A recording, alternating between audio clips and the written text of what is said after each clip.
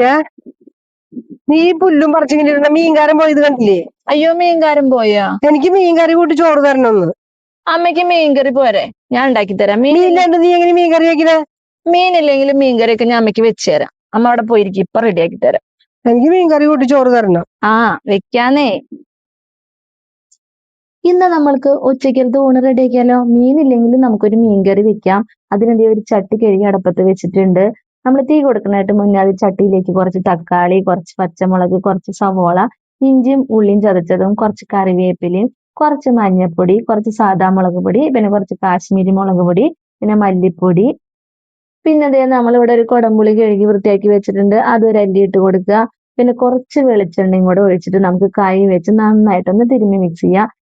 എന്നിട്ട് നമുക്ക് നമ്മുടെ മീൻ കഷ്ണങ്ങളൊന്നും ഇല്ലെങ്കിലും ഇട്ടിട്ടുള്ളതൊക്കെ ഒന്ന് വെന്ത് കിട്ടണ്ടേ, അതിനാവശ്യത്തിന് വെള്ളം ഒഴിച്ച് ഒന്ന് അടച്ചു വെച്ച് വേവിക്കാം. അതൊക്കെ ഒന്ന് വെന്ത് കുറുകി വരുമ്പോൾ നമുക്ക് അതിലേക്ക് 2-ാം പാല് പിഴിഞ്ഞതാണ് കേട്ടോ ഒഴിക്കുന്നത്.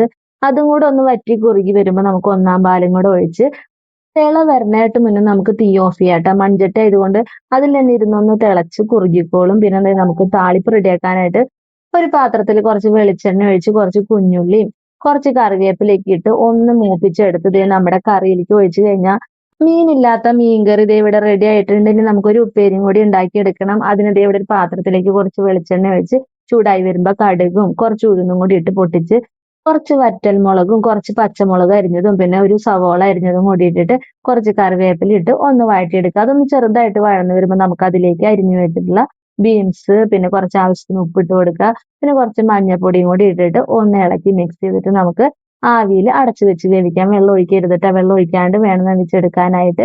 അതൊന്ന് വെന്ത് വരുമ്പോൾ ഇടയ്ക്കിടയ്ക്ക് ഒന്ന് ഇളക്കി മറിക്കണം കേട്ടോ, അല്ലെങ്കിൽ അടിയെ പിടിക്കും. എന്നിട്ട് നമുക്ക് അതിലേക്ക് ഒരു പിടി നാളികേരം കൂടി ഇട്ട് ഒന്നും കൂടെ മിക്സ് ചെയ്ത് ഒരു 10 മിനിറ്റും കൂടെ ഒന്ന് ഇളക്കി വേവിച്ചെടുത്തു കഴിഞ്ഞാൽ അതേ നമ്മളുടെ ഊണിനുള്ളത് നമ്മുടെ തോരനും കൂടെ റെഡി ആയിട്ടുണ്ട്. ഇനി നമുക്ക് അമ്മയ്ക്ക് ഊണ് കൊടുക്കാം. അപ്പൊ ഇന്നത്തെ നമ്മുടെ ഊണിന്റെ സ്പെഷ്യല് നല്ല ബീൻസ് തോരനും പിന്നെ മീനില്ലാത്ത മീൻകറിയും ബീഫും പിന്നെ ഒരു പപ്പടമാണ് കേട്ടോ. അപ്പൊ അമ്മയ്ക്ക് ഊണ് കൊടുക്കാം അല്ലെ? ചോറായ മീൻ കിട്ടിയില്ല എന്ന് പറഞ്ഞിട്ട് മീൻകറിയുടെ മണാണല്ലോ വരുന്നേ. അപ്പൊ അതില് മീൻ കഷ്ണമൊന്നും കാണാനില്ലല്ലോ.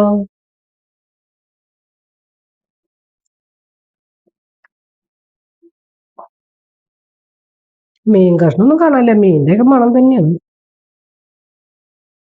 എന്തായാലും നല്ല ടേസ്റ്റ് ഉണ്ട് മീൻ കഷ്ണം അല്ലെങ്കിലും. പിന്നെ മീൻ കഷ്ണം ഇല്ലെങ്കിലും കറി സൂപ്പറായിട്ട് എന്തായാലും.